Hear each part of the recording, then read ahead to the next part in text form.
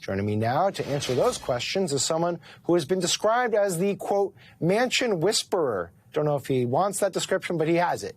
Jonathan Cott served as a senior advisor to the senator from 2013 to 2022. He's also a Democratic strategist, the founder of Majority Makers. Jonathan, just a straight question for you to start the day off. Are you at all surprised by what you're seeing from your former boss? No, not at all. This is who he's been since the day I met him. He's focused on what he thinks is best for West Virginia, and then what he thinks is best for the country. And there are things he likes in these bills. He also is concerned about inflation, something he's been talking about, for over a year. In fact, people were making fun of him when he was talking about it last year. I think he's been proven somewhat right on it.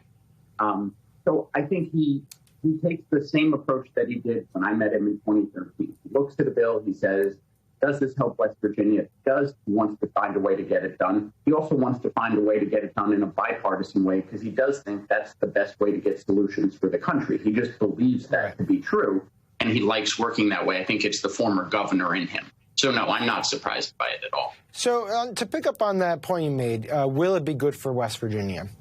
You told the Daily Beast that in the first few weeks of working for Joe Manchin, he told you, quote, buddy, if I can't go home and explain it, I can't vote for it. So the Democrats say, okay, aren't you voting against your constituents' interests by not addressing climate change, by nixing things like the child tax credit, which has lifted thousands of West Virginians out of poverty? Do West Virginians actually have some fealty to the Senate filibuster? I mean, if you're talking about provincial interests, wouldn't the argument be made that, in fact, West Virginia would be better off with some of these policies?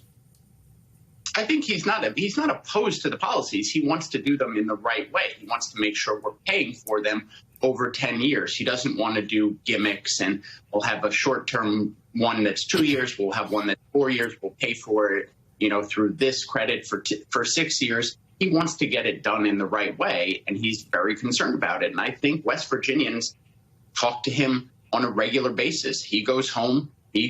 He's out in the public as much as he can be. He's talking to them. People call him on his phone all the time. So he's hearing directly from them. And I think he takes that and goes back to it. And I would point out he sits in Robert Byrd's seat. So there is some allegiance to the filibuster and belief in it and belief that it's actually good for the country. I don't want to bore people with a filibuster conversation. And I will say this, on the gimmick issue, you are right, but then there's the consistency matter. So he has signed off, according to latest reporting, on a 2-year extension of ACA, Affordable Care Act subsidies. That is a violation of the 10-year window that he wanted. Do you think he's been completely consistent on these demands that you're articulating? I think he's been as consistent as he can be. There are some times that you just can't do things the way he wants them to get done. He thinks that making sure that the premiums don't rise for West Virginians is important, and finding a way to do that in the most, fiscally responsible way is what he's trying to do. And I think that's why you're going to see the 2-year extension of it. I'm sure he would like to do it in the 10-year window that he had originally proposed. I just don't think the money is there for it, and he's practical and reasonable about it. Got you.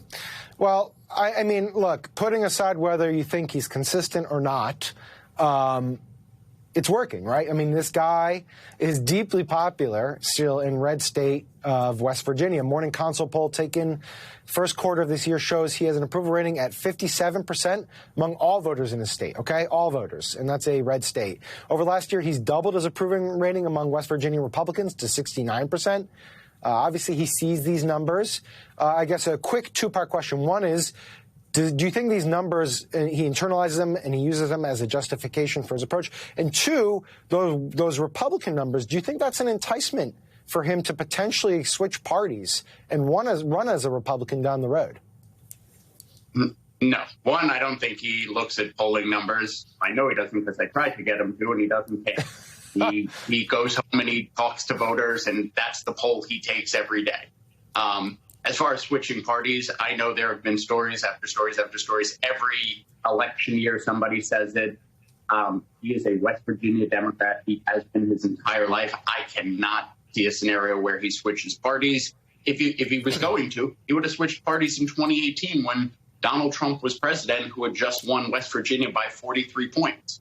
But he's not. He's not going to do that. All right, we will pin this video and replay it if he does to show it to all our audience. Please do. Jonathan Cott, thank you so much for joining us. Really appreciate it.